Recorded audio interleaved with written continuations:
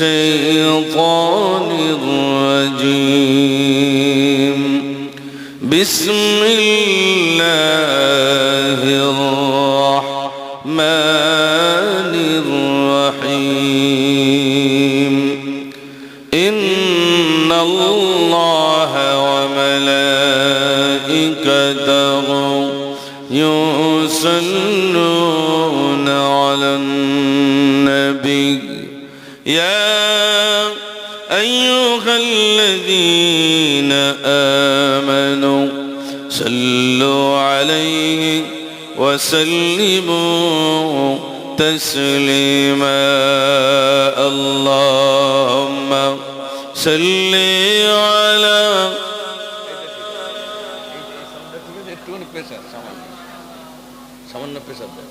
وعلى آل سيدنا একবার আওয়াজ দেখি আপনাদের নারে তাকবীর মাশাআল্লাহ মনে হচ্ছে যেন মাগরিব বাদই আমি বসে গেছি আলহামদুলিল্লাহ যদিও রাত 12টা হয়ে গেছে খুব বেশি সময় আপনাদের কাছে আমি নষ্ট করব না খুব তাড়াতাড়ি ইনশাআল্লাহ ইতি হবে তবে তার আগে সবাই প্রাণ ভরে সমস্বরে উচ্চ আওয়াজে দরুদ শরীফ পড়ুন আল্লাহুম্মা সাল্লি আলা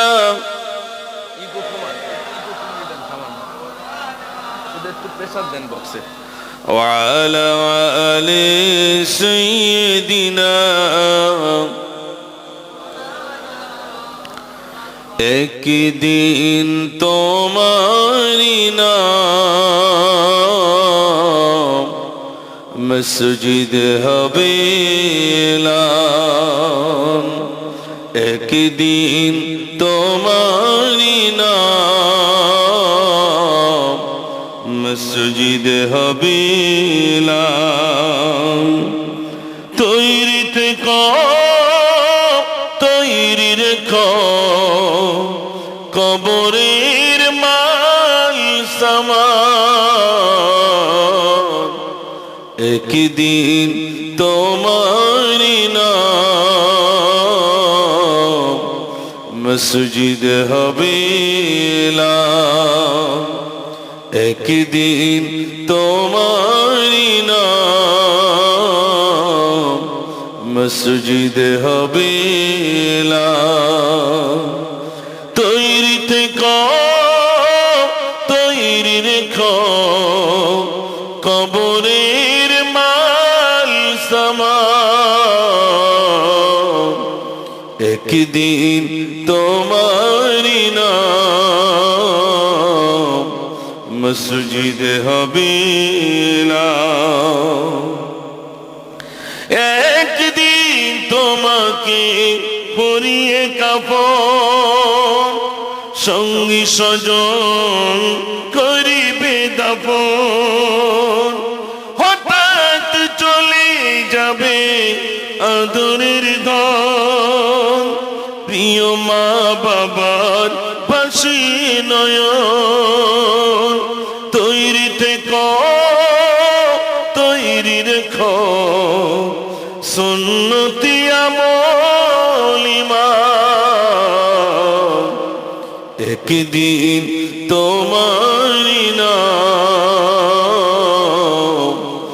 মসজিদ হবেলান আল্লাহুম্মা সাল্লি আলা সবাই পড়ে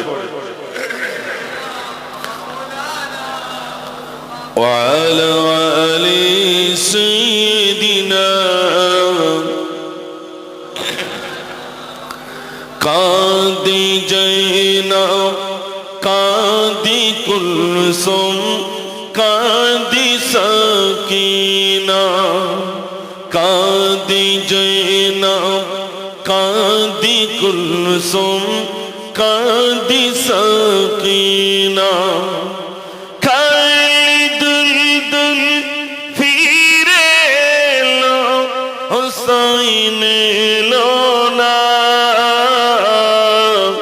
কাঁদি জৈনব কাঁদি কুলসুম কাঁদি সাকিনা কাঁদি জৈনব কাঁদি কুলসুম কাঁদি সাকিনা আল্লাহুম্মা সাল্লি আলা, সবাই পড়ে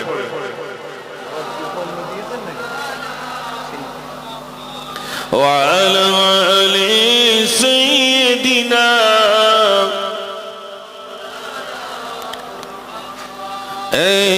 साज गंबद वाले मंजूर दुआ करना जब वक्त नज़र आए दीदार अता करना। नूर खुदा आकर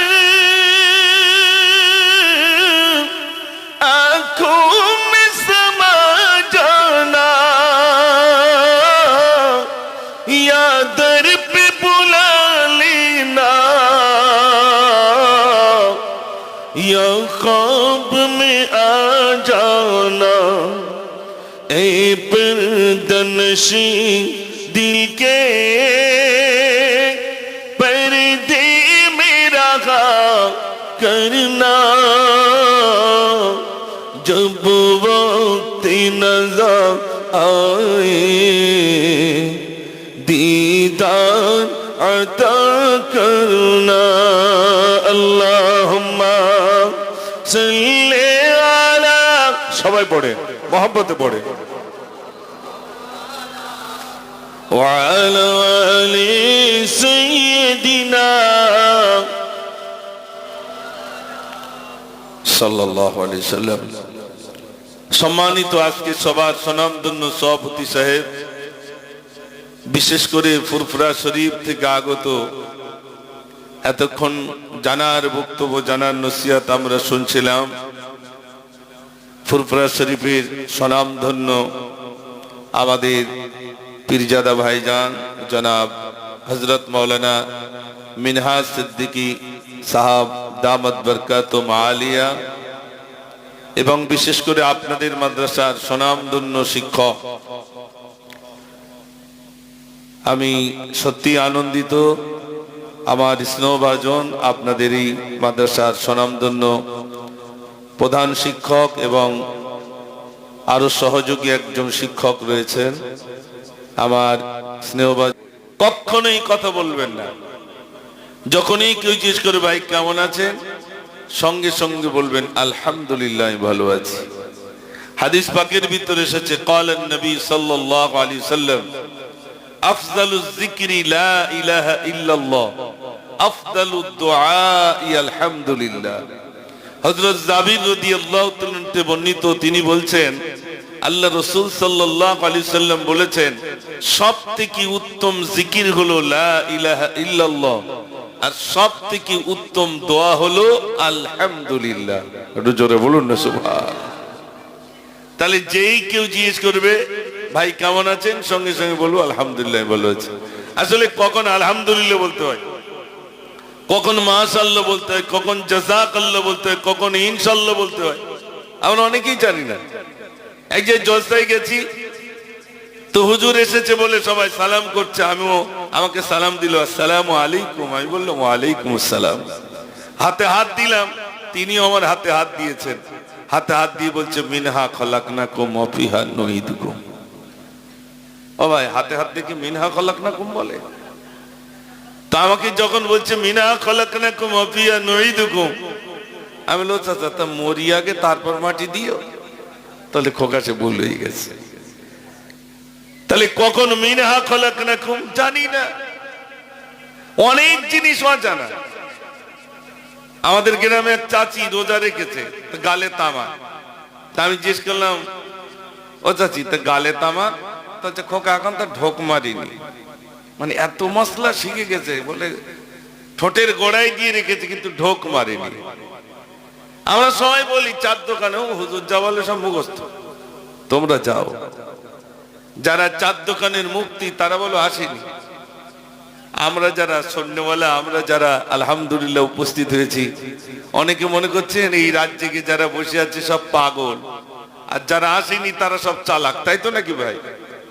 না, আমরা যারা আসতে পারেননি ওনারা হলেন বোকা। আজকে আমার জলসার মূল, আজকে আলোচনা হবে কারা বোকা আর কারা চালাক ইনশাআল্লাহ। তবে আওয়াজ একটু জোরে, মাঝে মাঝে এরকম জোরে দিতে হবে যেন চটটা নড়ে, দেখি আওয়াজ না রে তাকবীর। আল্লাহ, ইলেকশন তো হয়ে গেছে ভাই, আর তো জিন্দাবাদ জিন্দাবাদ করার এখনো সুযোগ নেই। সবাই মিলে আর একটু জোরে দেওয়া যাবে না? না রে তাকবীর। আপনাদের মসজিদের মুয়াজ্জিন সাহেব আর কয়েক ঘন্টা পরেই মুয়াজ্জিন সাহেব বলবেন আল্লাহু আকবার, আল্লাহু আকবার, আল্লাহ মহান, আল্লাহ বড়। তারপরে বলবেন আশহাদু আন লা ইলাহা ইল্লাল্লাহ,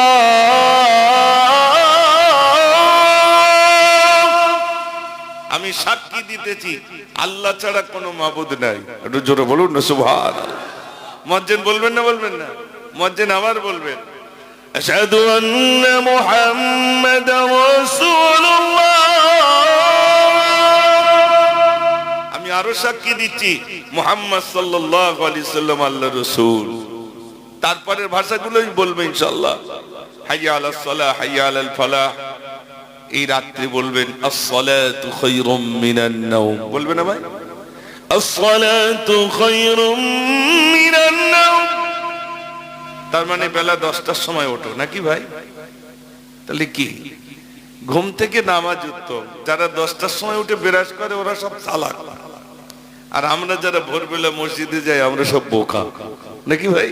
বলে না বোকা, কুয়াশা নাকে ঢোকে সব বোকা মসজিদে যাচ্ছে, 10টার সময় উঠে বিরাজ করছে, ভাবছে আমি বিরাট চালাক।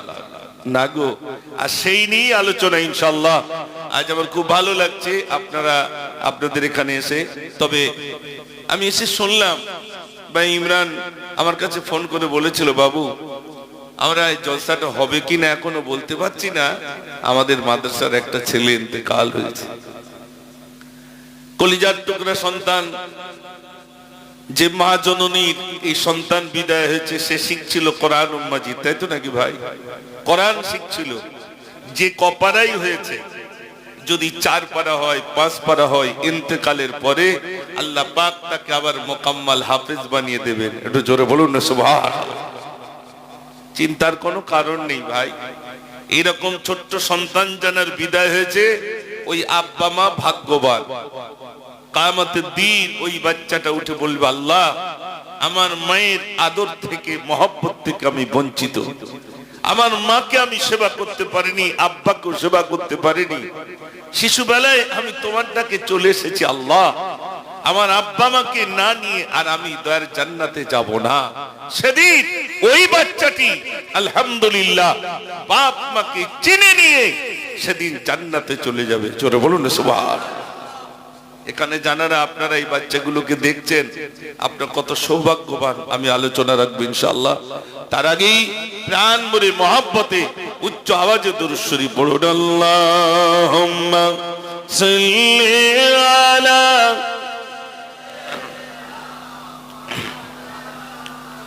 ওয়া আলা আলি সাইয়্যিদিনা সাল্লাল্লাহু আলাইহি সাল্লাম। আজ মুজাদ্দিদিয়া হাফিজিয়া মাদ্রাসা প্রাঙ্গণে আসতে পেরে আলহামদুলিল্লাহ খুব ভালো লাগছে। আমরা প্রথমেই সেই মহান রবের আরো একবার শুকরিয়া জ্ঞাপন করি যে আল্লাহ আমাদেরকে হসপিটালের বেডে না শুইয়ে বরং সুস্থ রেখেছেন, সবল রেখেছেন, ভালো রেখেছেন। এই রাতের ঘুমকে হারাম করে কোরআন ও হাদিসের আলোকে দুটি কথা শুনবার যে আল্লাহ সুযোগ দিয়েছেন, সেই মহান স্রষ্টার প্রতি আরো একবার শুকরিয়া জ্ঞাপন করি। সবাই বলি আলহামদুলিল্লাহ। আল্লাহ পাক কোরআন পাকের ভিতরে বলছেন কুল্লু কানাল বাহরু মিদাদান লিকালিমাতি রাব্বি লানাফিদাল বাহরু ক্বাবলা আন تنفد كلمات ربي ولو جئنا বিমিসলিহি মাদাদা। আল্লাহ রাব্বুল আলামিন বলেন, পৃথিবীর সমস্ত পানিগুলো নিয়ে যদি তোমরা কালি বানাও, পৃথিবীর সমস্ত গাছগুলো কেটে কেটে যদি তোমরা কলম বানাও, এরপরে যদি আমার প্রশংসা লিখতে থাকো, লিখতে লিখতে লিখতে তোমাদের কালিগুলো শেষ হয়ে যাবে, তথাপিও আমার প্রশংসা লিখে লিখে শেষ করা যাবে না। একটু জোরে বলুন না সুবহান। আমরা সুবহানাল্লাহ কখন বলতে হয় জানি না, শোনেন সুবহানাল্লাহ একবার বললে লাভ কত। জবরদস্ত আল্লাহর ওলি রাস্তা দিয়ে চলেছেন, পাশেই দেখছেন একটি কবরস্থান, তিনি সালাম দিলেন, আসসালামু আলাইকুম। কবর থেকে আওয়াজ ভেসে এলো, ওয়ালাইকুম আসসালাম। আল্লাহর ওলি কাশ্মীরি ভিতরে জিজ্ঞাসা করছেন, তুমি কোরআন পড়ো কতদিন ধরে কবরে শুয়েছে? আল্লাহর বান্দা বলছেন, আমি হাফেজে কোরআন ছিলাম, আল্লাহ রাব্বুল আলামিন আমাকে ডেকে নিয়েছেন, কবরে কোরআন পড়ার ক্ষমতা আল্লাহ আমাকে দিয়েছে। কবরে শুয়ে শুয়ে এক খতম নয়, দুই খতম নয়, বরং ৭০,০০০ খতম পড়েছি। কত হাজার? ৭০,০০০ কবরে শুয়ে শুয়ে পড়েছে। ভাইরা আমার, তিনি বলছেন আমার ৭০,০০০ খতম বিক্রি করে দেব। কাকে বিক্রি করবেন? বলছে দুনিয়ায় বেঁচে থাকা বান্দা একবার সুবহানাল্লাহ বলবে, ওই সুবহানাল্লাহ সওয়াবটা যদি আমাকে দিয়ে দেয়, বিনিময়ে আমি তাকে ৭০,০০০ খতম দিয়ে দেব। একবার সুবহানাল্লাহ বললে এত সওয়াব, যা মরণের পরে ৭০,০০০ খতম পড়লে অত সওয়াব পাওয়া যাবে না। আমার ভাইজানেরা, আমি বলছিলাম আল্লাহ পাকের প্রশংসা করে করে শেষ করা যাবে না। আল্লাহ পাক যুগে যুগে নবী প্রেরণ করেছেন। আদম নবীকে কিতাব দিলেন, সহিফায়ে আদম কিতাবুল্লাহ। নূহ নবীকে কিতাব দিয়েছেন, সহিফায়ে নূহ কিতাবুল্লাহ। মুসা নবীকে দিলেন তাওরাত কিতাবুল্লাহ। দাউদ নবীকে দিলেন জবুর কিতাবুল্লাহ। সকল নবীকে দিলেন কিতাবুল্লাহ, আর আমার আপনার নবীকে দিলেন কালামুল্লাহ। এখানে যে কি কিতাব পড়ানো হয় ভাই? কালামুল্লাহ, আল্লাহর কালাম। অন্যান্য নবীদের বেলা কিতাবুল্লাহ, আমার আপনার নবীর বেলা কালামুল্লাহ। সাহাবারা জিজ্ঞাসা করলেন, ইয়া রাসূলুল্লাহ, আল্লাহর সঙ্গে কথা বলতে গেলে কোন পন্থায় কথা বলা যায়? আল্লাহর নবী বললেন, কোন মানুষ যদি কোরআন শরীফ তেলাওয়াত করে, কোরআন পড়ে, ওই মানুষটার সঙ্গে স্বয়ং মহান রব্বুল আলামিনের কথা হয়ে যায়।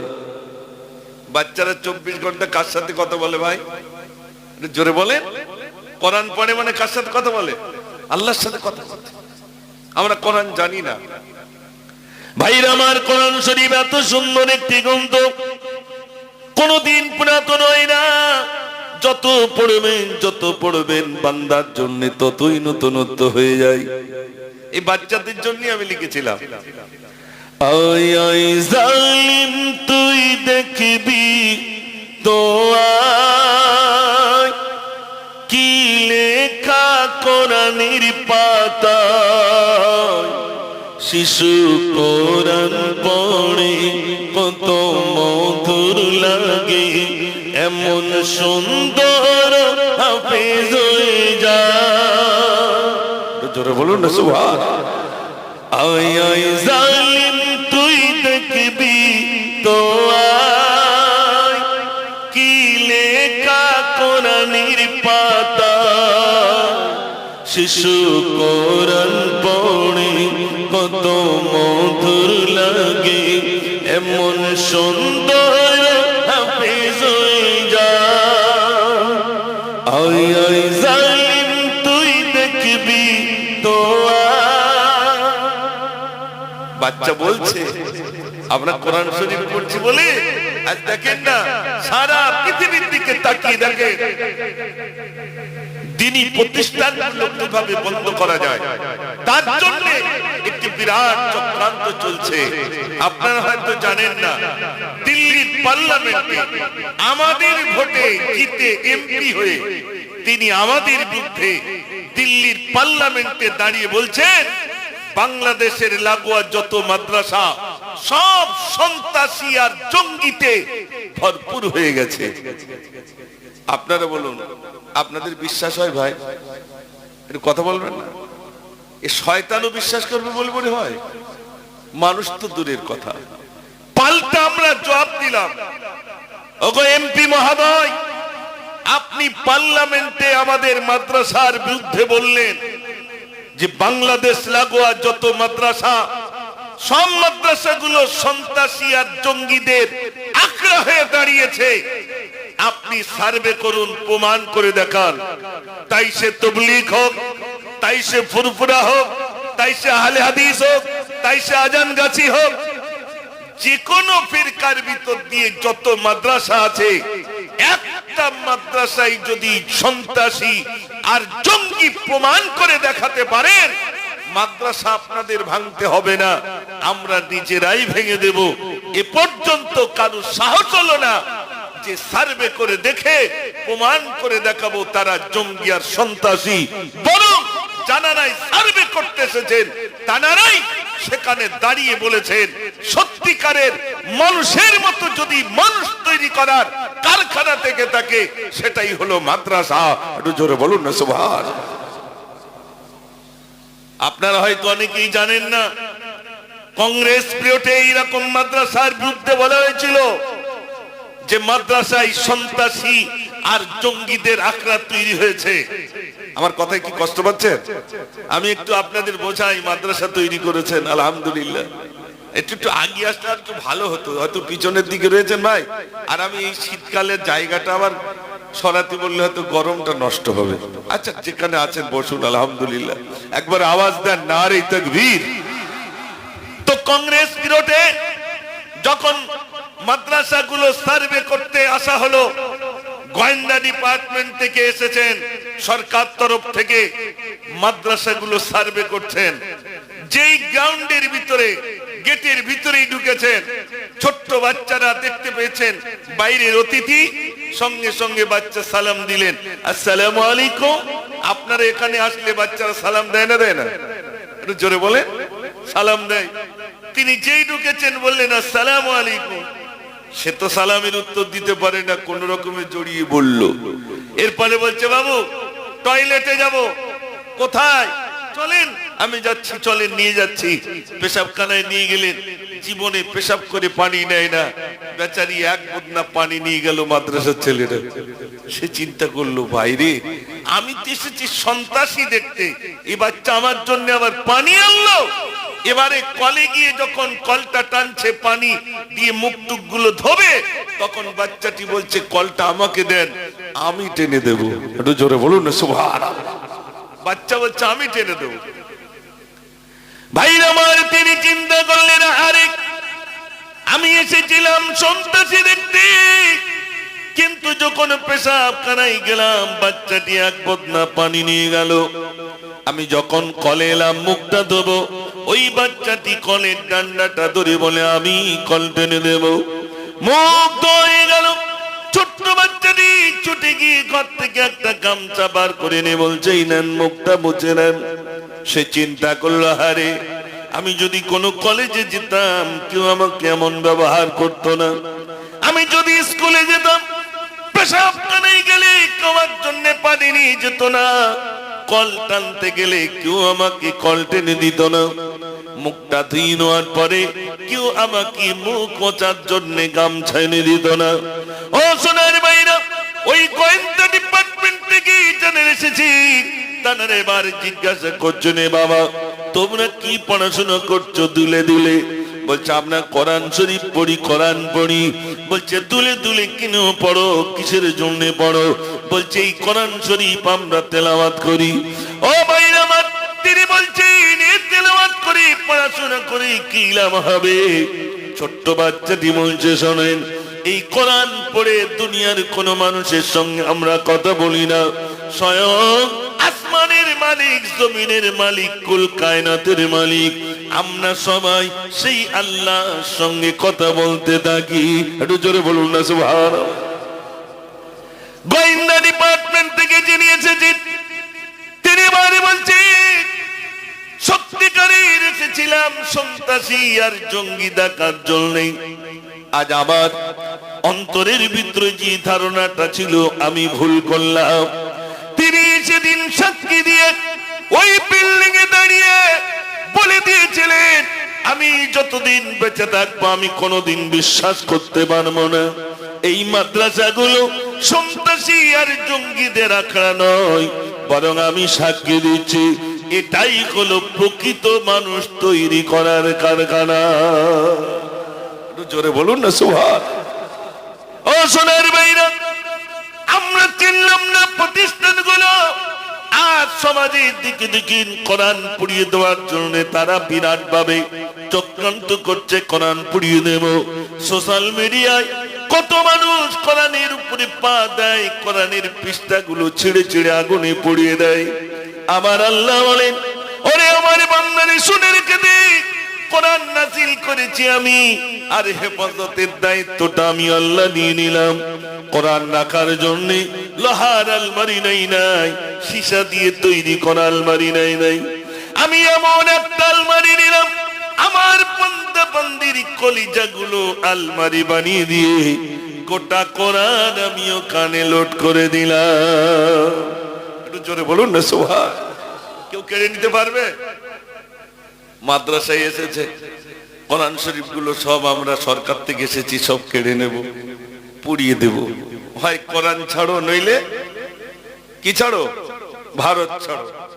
আমার ছোটবেলায় এই আওয়াজটা উঠেছিল, আমার ওস্তাদ আমাকে শিখিয়েছিলেন, বলো ছাড়বো না কোরআন, না ছাড়বো হিন্দুস্তান, জন্মভূমির ভালোবাসা আমাদের ঈমান।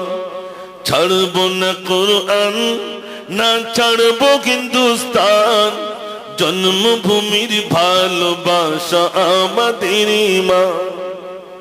ছোটবেলায় বলতাম তো ভাইরা আমার, মাদ্রাসায় এসেছে কোরআন শরীফ গুলো সব কেড়ে নেবো। ওস্তাদ বলছে কোরআন শরীফ কেড়ে নেবেন, এই বাচ্চাগুলোকে মেরে দেন। বলছে কেন? বলছে গোটা কোরআনে যা আছে এই বাচ্চার কলিজায় তাই আছে। একটু জোরে বলুন না সুবহান। এরকম আর কোন গ্রন্থ আছে ভাই? পৃথিবীতে সব থেকে কোন গ্রন্থটা বেশি পড়া হয়? উত্তর আসবে কোরআন শরীফ। ভাইরা আমার, কোরআন শরীফকে যদি জিজ্ঞাসা করেন এই কোরআন তোমার নাম কি, কোরআন শরীফ সঙ্গে সঙ্গে জবাব দেবে আমার নাম হলো বাল হুয়া কুরআনুম মাজিদ, আমার নাম হলো কুরআনুম মাজিদ। কোরআনকে যদি আবার জিজ্ঞাসা করেন কোরআন তোমার নাম শুনলাম, তোমার বাড়িটা কোথায় বলো, কোরআন সঙ্গে সঙ্গে জবাব দেবে আমার বাড়িটা হলো ফি লাউহিন মাহফুজ, আমার বাড়িটা হলো লাউহে মাহফুজে। একটু জোরে বলুন না সুবহান। ভাইরা আমার, কোরআনকে যদি আবার জিজ্ঞাসা করে কোরআন তোমার নাম শুনলাম, তোমার বাড়িটা শুনলাম, তুমি কোন মাসে জন্ম নিয়েছো বলো, কোরআন সঙ্গে সঙ্গে জবাব দেবে আমার জন্মের মাস হলো শাহরু রমাদানাল্লাযী উনজিলা ফীহিল কুরআন। আল্লাহ রাব্বুল আলামিন আমাকে রমজানুল মুবারক মাসে নাযিল করেছে। জোরে বলুন না সুবহান। আমাদের আই কার্ডে পরিচয় আছে না? কোরআন তার পরিচয়টা দিচ্ছে। কোরআন শরীফের ভিতরে আল্লাহ পাক নিজের পরিচয়টা দিয়েছেন। কোরআন শরীফের ভিতরে একটা সূরা আছে, ছোট্ট সূরা, সূরা ইখলাস। কুল হুয়াল্লাহু আহাদ আল্লাহুস সামাদ লাম ইয়ালিদ ওয়া লাম ইউলাদ ওয়া লাম ইয়াকুল লাহু কুফুয়ান আহাদ। এটার মানেটা নিয়ে আমি একটা কবিতা লিখলাম।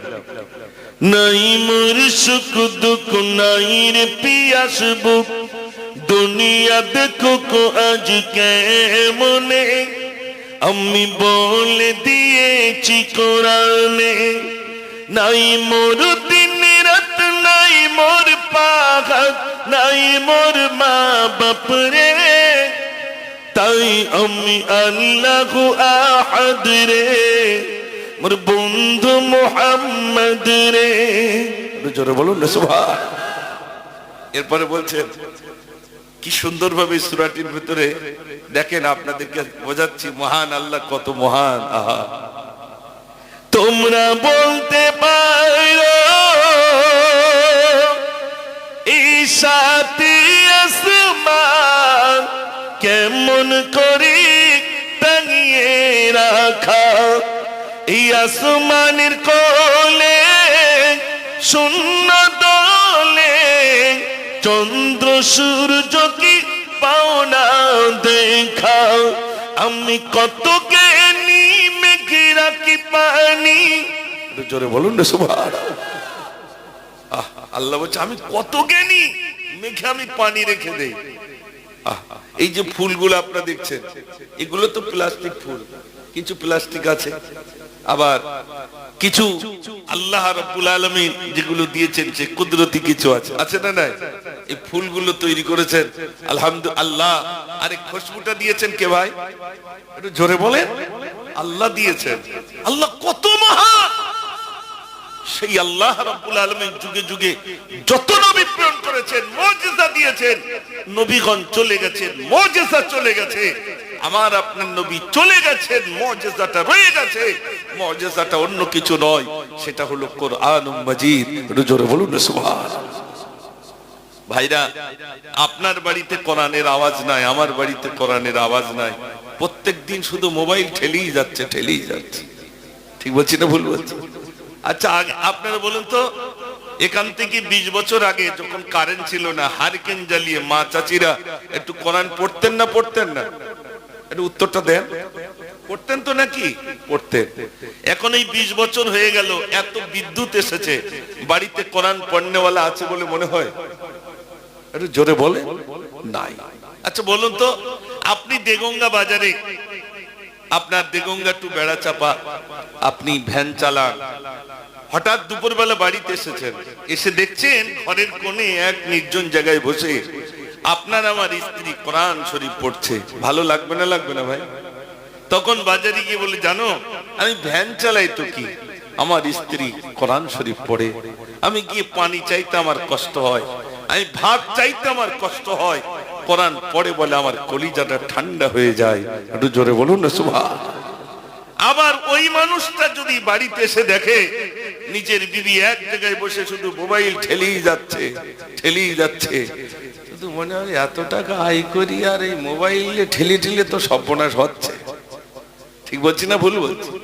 বাড়িতে কোরআনের আওয়াজ নেই, কোরআন তেলাওয়াত নেই, কিচ্ছু নেই। শোনেন, আল্লাহ পাক আমার দুটি মাদ্রাসা করার সুযোগ দিয়েছে, একটা ছেলেদের, একটা মেয়েদের। আমার একটি নিজস্ব জায়গা ছিল, এরকম ঢালাই রাস্তার পাশে 100 ফুট লম্বা, যার মূল্য ছিল আনুমানিক 40 লাখ টাকা। সেই জায়গাটাও আমি আল্লাহর রাস্তে দান করে দিয়েছি। সেখানে এখন দোতলা একটা মহিলাদের বিল্ডিং মাদ্রাসা বেনে গেছে আলহামদুলিল্লাহ। একটা ছেলেদের মাদ্রাসা আছে, তাতে প্রায় 110 জনের অধিক ছাত্র সেখানে পড়াশোনা করছে। আপনার 7 জন শিক্ষক আছেন, 2 জন বাবুর্চি রয়েছেন। আল্লাহ চালিয়ে নিয়ে যাচ্ছেন, অসুবিধা নাই। আপনাদের মাদ্রাসায় আমি এসে এত আনন্দ পেলাম, যেখানে উপযুক্ত শিক্ষক দিয়ে ছাত্রগুলোকে আপনারা সুন্দরভাবে তৈরি করছেন। আমি সবকিছু দেখলাম। সাপ্তাহিক কি রুটিন আছে, বাচ্চাদের কি পঠন পঠন দেওয়া হয় না হয়। একজন চাষি আর একজন চাষির জমি দেখলি বুঝতে পারবে ধান ঠিক মতো হচ্ছে কিনা। কি বলছি না ভাই?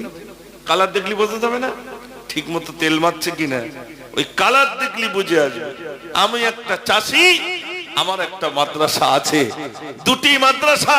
আপনাদের মাদ্রাসাটাও দেখলাম আলহামদুলিল্লাহ, উপযুক্ত শিক্ষক দিয়ে আপনারা পরিচালনা করছেন আলহামদুলিল্লাহ। আল্লাহ যেন কবুল করেন, সবাই বলুন আমিন।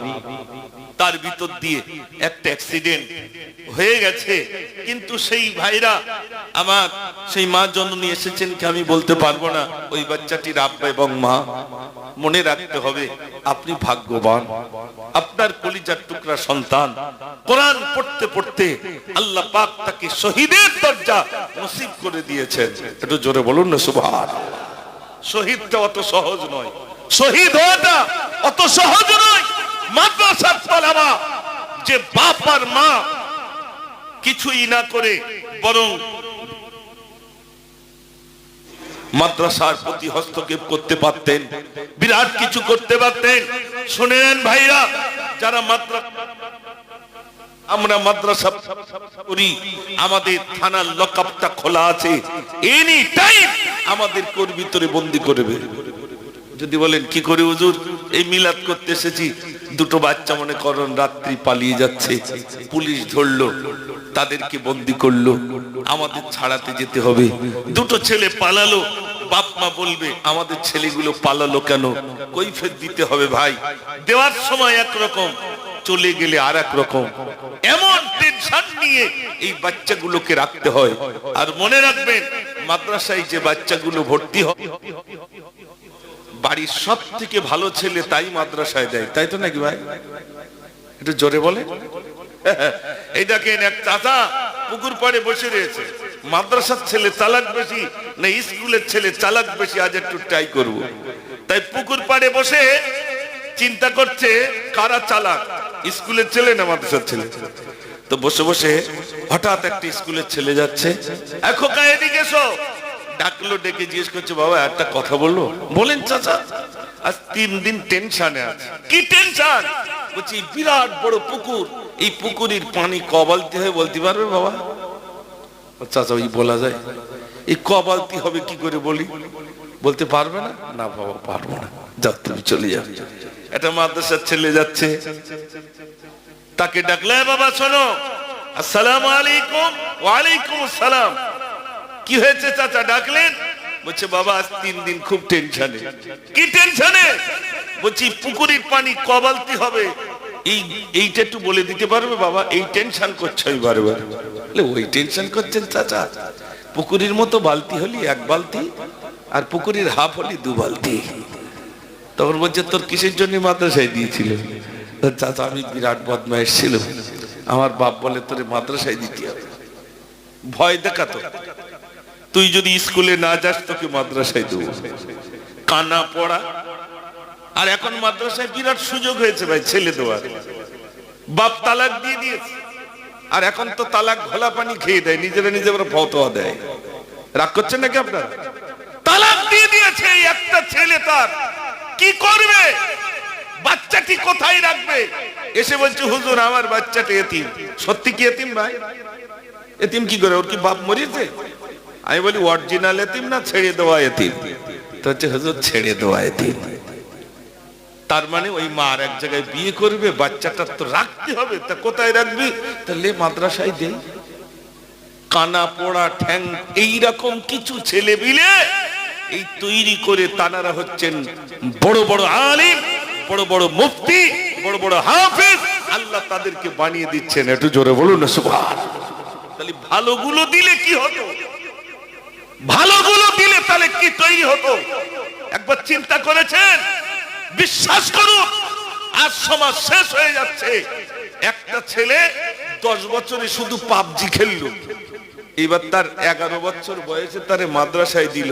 সে পাবজি খেলা বলবে, ভাই দৌড়িচ্ছিস কেন? বস করছি, তোকে ওষুধ একটু দে যায়, একটু বস করছি। ও ভাই, এই সারা 10 বছর পাবজি খেললো, 11 বছর বয়সে মাদ্রাসায় দিল, সে পাবজি খেলা ছাড়বে? একটু হ্যাঁ না বলে। কি করে ছাড়বো? তো নেশা হয়ে রয়েছে। ছোট্টবেলা থেকে মা তাকে শেখাচ্ছে, ভাত খায় না বলে বুড়ির কার্টন বের করে দিয়ে চাইলে বুড়ির কার্টন দেখার খা। বুড়ির কার্টন দেখিয়ে তাকে খাওয়ালো। এবারে যখন খাওয়াবে তখন মা একবারও বললো না বিসমিল্লাহির রহমানির রহিম। মা বল চাইলে হাম খা, হাম খা, হাম খাওয়া শেখালো। আপনারা বলুন, এই যে ফ্রেম, এটা তো ফ্রেম নাকি? মায়েদের এটা ফ্রেম। তা ফ্রেমে মনে করুন লেখা আছে সোনা ইট ভাটা, এটা সোনা। তা ওই ইটির ফ্রেম থেকে সোনা বেরোবে না রূপো বেরোবে ভাই? যা লেখা আছে তাই বার হবে। মায়েদের পেটটা হলো ফ্রেম, মাকে সংযত হতে হবে। শুনে নেন, বড় পীর আব্দুল কাদের জিলানী রহমাতুল্লাহ আলাইহি মায়ের গর্ভে ছিলেন, মা জননী কোরআন পড়তেন। একটু জোরে বলুন না সুবহানাল্লাহ। ভাইরা আমার, বড় পীর আব্দুল কাদের জিলানী রহমাতুল্লাহ আলাইহি মায়ের গর্ভে ছিলেন, মা জননী কোরআন পড়তেন, মা জননী কোরআন শরীফ পড়তেন। এমন সবাই ছোট্ট বাচ্চাটি ভূমিষ্ঠ হলো, বড় হয়ে গেছে, হাতটি ধরে মাদ্রাসায় আনলেন। হুজুর আমার ছেলেটাকে একটু আলিম শিক্ষা দেন।